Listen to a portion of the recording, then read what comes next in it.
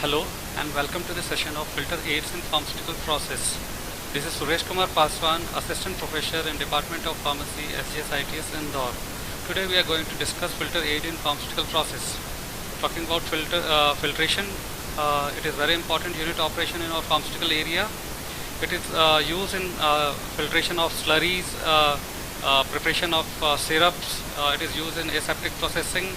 So it is used in syringe filters, it is used in bulk drug industries where the solid is separated from the liquid. So it's a very important operation, unit operation in our pharmaceutical area. Talking about filtration, it's a process in which solid is separated from the fluid with the help of septum. So septum, this is called filter media. Let us see.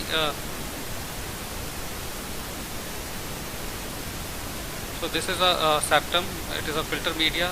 The filter paper what we are using is known as septum, and the solid free fluid which is obtained is filtrate. So this portion is called filtrate, and the deposit of the solid formed on the septum. So whatever it is deposited or residues which are obtained is known as septum or cake. So next, talking about filtration process.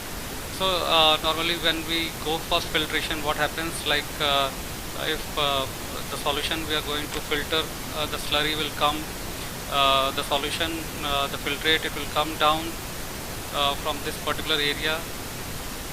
This is the filter paper or the septum, and the cap which is present over here, the solution it will come, and the solid, the substance, it will remain on the surface.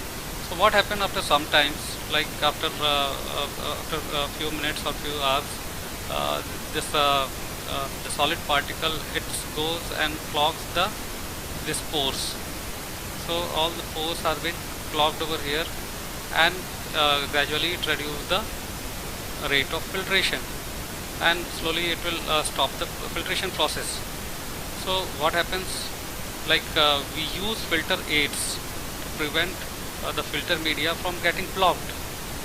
So these filter aids, these are the external substance which we used to mix into the solution, or we used to prepare a pre-coat by which the rate of filtration is increased. So filter aids, these are the solid substance or the powder which are used as which used to prevent the medium from getting clogged. So talking about the application of filter aids, like there are two kind of application. One is pre-coat application, another one is pre-mix filter. So talking about pre-coat, so as we know, this is a filter media or the filter paper, and this area is the pores which are present over here.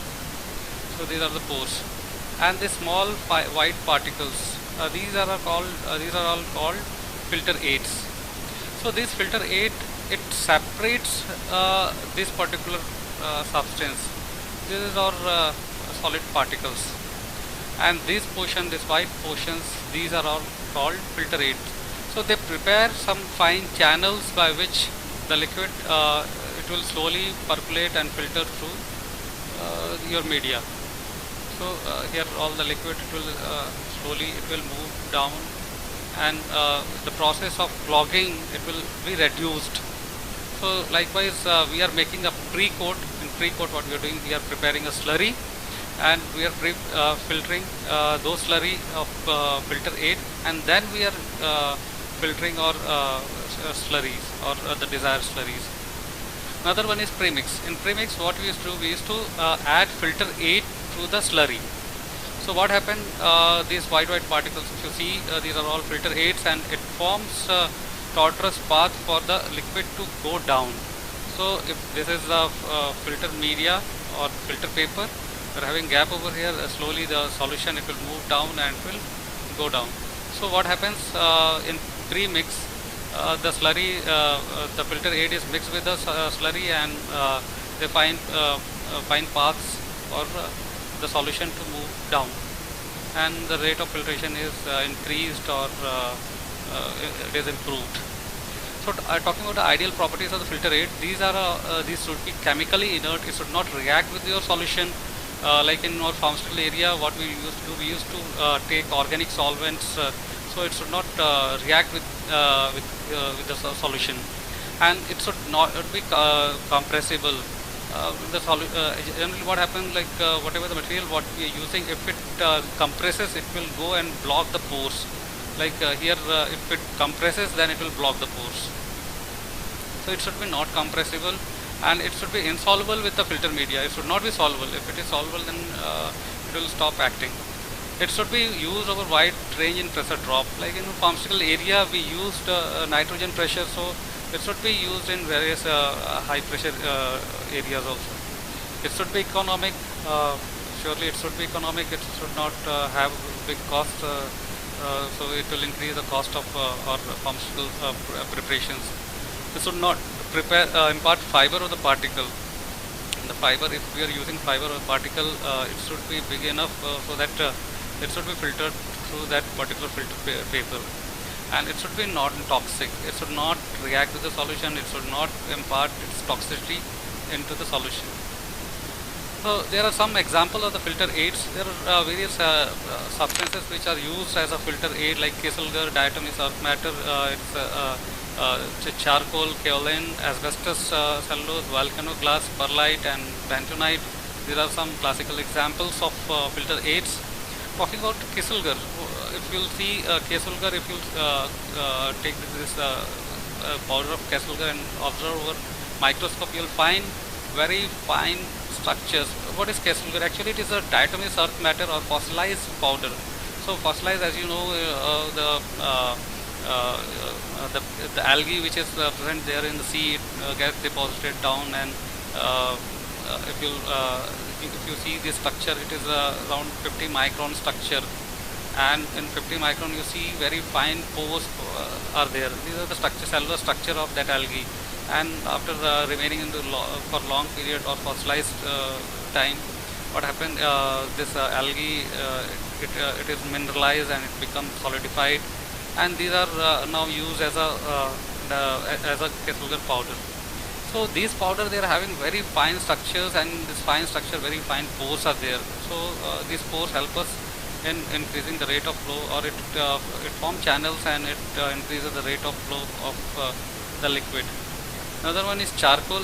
In charcoal also you see fine structures, fine pores are there. Here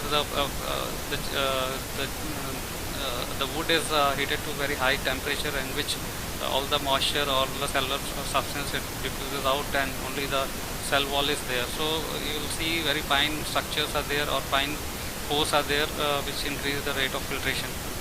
Another one is perlite. This is volcano glass. Again, it is also having very fine structures, fine pores are there, and again it will help increase. Asbestos, it is having very fine like fiber kind of substance. So it will entrap the particle above itself, so it will act like that. Another one is bentonite. Bentonite, it acts in a separate way. Bentonite, what happens, it actually there are two kind of solutions are there, flocculated and deflocculated suspensions are there. In deflocculated, you will find here very hard cake has been formed. So nothing is added over here, your only fine powders are there, and this hard cake, it will again it will reduce the rate of filtration. So what we used to do, we used to add very small quantity of bentonite, so it will form a flocculated kind of suspension. So flocculated suspension, it will form loose floccules, and there will be channels, paths. All these paths, it will help us to increase in rate of flow, because the slurry or the solution, it will move across through this tortuous path, and it will go down, and likewise it will increase the rate of filtration, and and it will stop producing very hard cake on the surface of filter medium. Some part is taken by American Filtration Separation Society by Wu Chen. I acknowledge him, and thank you for listening.